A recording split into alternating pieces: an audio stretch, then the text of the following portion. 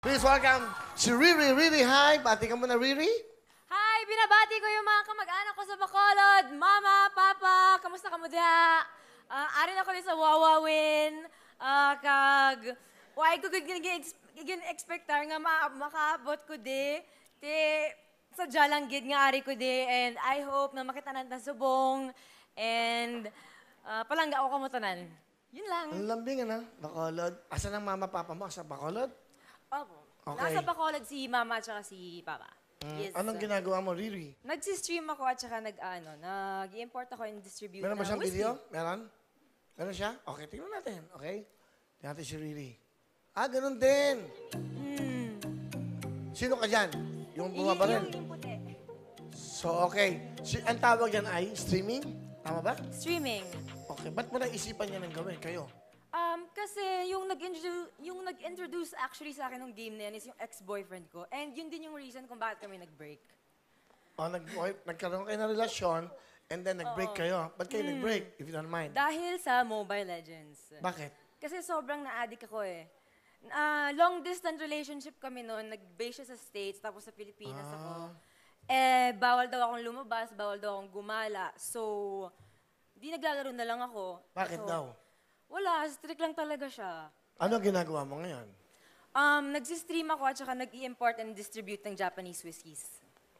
So yun. No, anyway, sige. Sige, si mama mo, ma. Importante makausap mo yung mama mo. Ma, alam ko, magkagalit tayo. Ngayon, hindi pa tayo nag-uusap ng matino. Sana kasi, ma, pagkakausapin mo ako, wag mo naman akong sigawan. Like, ano mo yun, unlike si Papa, pag kinakausap niya ako, kalmado, yun yung frustration ko kasi sa'yo, na sana magbati na tayo kasi hindi na tayo nag-uusap ng maayos at hindi na rin tayo nagkikita. Kahit na sa Alabang ka nakatira at ako sa Makati lang, so parang malapit lang yun eh, kaya lang natin puntahan, pero hindi pa rin tayo nagkikita, hindi tayo nag-dinner, wala tayong celebration. So sorry. Siguro mataas din yung pride ko. Humihingi na rin ako ng tawad doon. Na ayoko kasing magpatalo din. Na, kasi syempre kung gusto mong respetuhin ka, di ba? Pero minsan syempre mama mo eh. At lalo na yung real mom ko kasi patay na. So siya yung tumayong mom ko since nung bata ako, nung pinanganak ako. Kung hindi dahil sa kanya, hindi ako magiging ganito. May ka na ng sorry sa mama mo. After nito, pwede mo na siyang puntahan. Dala mo na something. Siguro, napakumbaba ka na. Saka pinapanood tayo sa buong mundo. The fact na may ka ng sorry, I'm sure, mararamdaman na niya yun. You're sincere. Diba? I'm sure, ano pangalan ng mama mo ngayon? Elsa. Nanay Elsa. Baby, yeah. Bali, ano mo siya? Parang stepmom? Ano siya, pinsan siya ng tatay ko. Wala siyang asawa at wala siyang anak. So, bali, dinedicate niya yung life niya mag-alaga sa akin. Simula Kasi ang mama mo namatay na maaga? Nung pinanganak ako, basically. Parang siyang tumayong nanay mo? Ang father mo? Yung tatay ko kasi, general siya. So, nadedestino siya lagi sa ibang lugar. Hindi ko rin siya nakasama. Pero kilala mo siya? Oo. Anyway, wow, sige po. Well, I'm sure, alam mo, isang yakap lang yan. Bigyan mo ng jacket, okay na yan. Di ba? Sige. Di ba? Sino kasama mo? Kasama ko yung aking nanay-nanayan, ang napakaganda at napakabata, si Tita Vita. Hi, Tita Vita. Ilang taon na po kay Tita? 74 pa lang. Ba, batang-bata. Ano pa gusto niyo sabihin sa inyo pong apo o tita? Pamangkin? Pamangkin. Pero tumayo akong nanay-nanayan niya dahil yung asawa ko at papa niya magkasama sa serbisyo dati. Kaya nasubaybayan ko paglaki niya mula bata hanggang ngayon. Anak, unang-una, pasalamat ka sa ating Panginoon. Binigyan ka ng talento. Magulang na, tumayong magulang, lalo na yung nanay mong nag-aalaga sa'yo.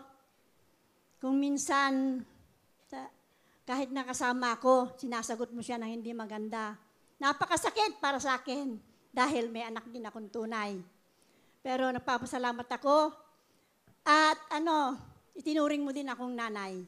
Kahit nabihira tayong magkita, kung may problema ka, palaging akong tinatawagan mo. Kaya pinakiusapan din ako ng papa mo kagabi na samahan kita. Kahit na matanda na ako, sumama ako. Alang-alang lang sa pagmamahal ko sa iyo. Kaya dapat, anak, magpakatino ka na. Sige. Okay. Kung ano man pala may problema eh. Oh, Opo, nanay, ano gusto mong sabihin sa tita mo? Tita, actually, sobrang thank you na sumama ka sa akin dito. Kasi alam mo naman lahat ng relatives natin, di ba, nasa Bacolod. At saka alam mo, ako na lang mag-isa nakatira, tapos yun nga, hindi pa kami okay ni mama, at saka si papa wala naman dito. At kailan yung huling kita natin? Siguro taon na din, di ba? Sobrang saya ko kasi dahil sa Wawawin, nagkita tayo ulit. Kaya mahal na mahal kita. At sana, pagtyagaan mo pa rin ako kahit na matigas yung ulo ko. Pasensya ka na sa mga pagkakamaling nagawa ko, and I'm sorry, and alam mo naman na mahal kita, Tita Mita.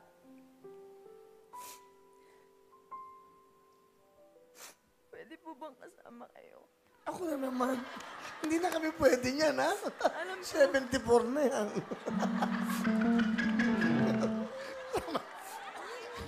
Alika. Alika na. Diyos ko, ano ba nangyayari dito? Ay, si nanay. Welcome po, nay.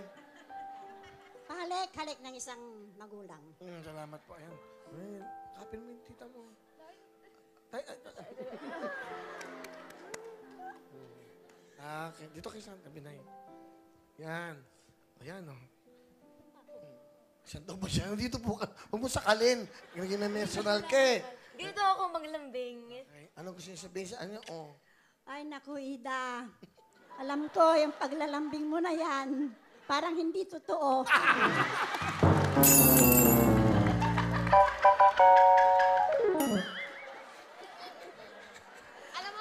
Alam mo, tita, ngayon na lang tayo nagkita. Ano? Hindi, kasi nagsasabi lang ako ng totoo. Hindi ako sinungaling. Oh. Ganon. So, hindi mo ako na-miss. Na-miss din kita.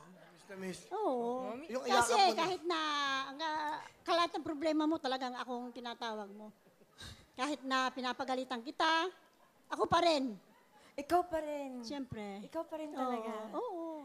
Wala nang iba. Ay, buti pa tayo may forever. Oo, pero yung nanay mong nag-aalaga sa'yo, mahalin mo. Nag-sorry na ako. Sana nagsorry patawarin ka. niya na ako. Nag-sorry ka na. Will, susumbong ko sa'yo kung hindi siya magpakatino. Alam mo, napakaswerte mo. Yung ganyang words of wisdom, yung pagsasalita ng isang lola at nanay ganyan, para sa iyo yan. Yung Eh, buti yung may panahon kayo para samahan si Riri. Hindi. Buti po nakasama kayo dito. Hindi, kasi parang tinuring ko na rin siyang Anak. anak. Ano pa yung pinakahuling payo niyo? Kumbaga sa kanya, sorry. Anak, kahit na kumikita ka na, huwag kang magmalaki sa nanay-nanayan mong tunay. At lalo na sa daddy mo, dahil nagpakahirap yung daddy mo dahil sa'yo. Kaya dapat, o yung sinasabi, paulit-ulit. Pakatino ka na talaga.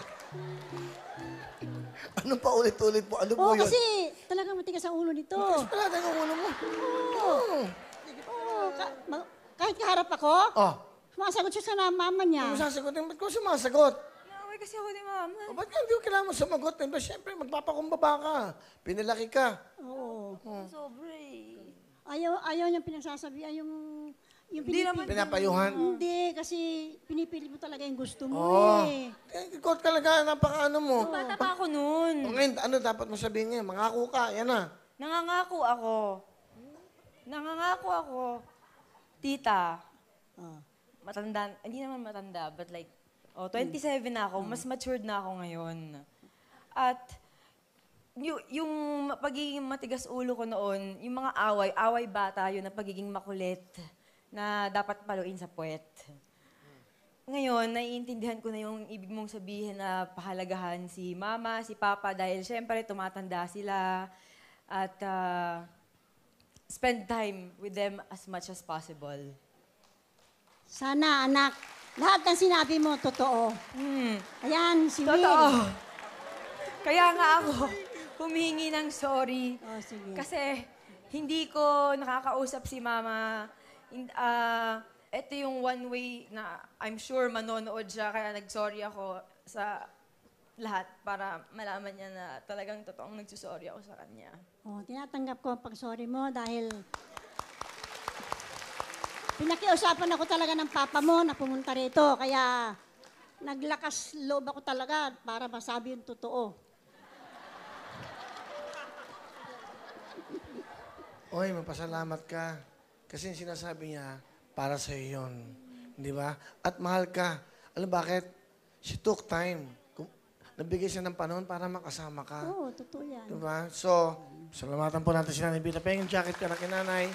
Nay, para mayroon kami pang konting anaan. Nay. Yan po. Kulang, kanina pa ako giniginaw. Kaya po, pasensya na kayo. Malay ko po bang... Eto na. Sa edad na yan. Ano ba ang kailangan nyo? Na, Kayo ba kailangan pambiling something? Ano? hindi na, bigay mo na lang sa iba. Ah, bakit? Diba? Kanino po? Sa mga nangangailangan. Pakabait nyo naman nanay. Siyempre, sanay ako dyan. Salamat. Will, kiss ulit. Yeah. Salamat po nanay. Thank you po. Salamat. Okay. Pakiano. Ano talent? Kakanta. Kanta. Ito, pakinggan natin. Ito na. Please welcome, okay, pretty online gamer, Riri.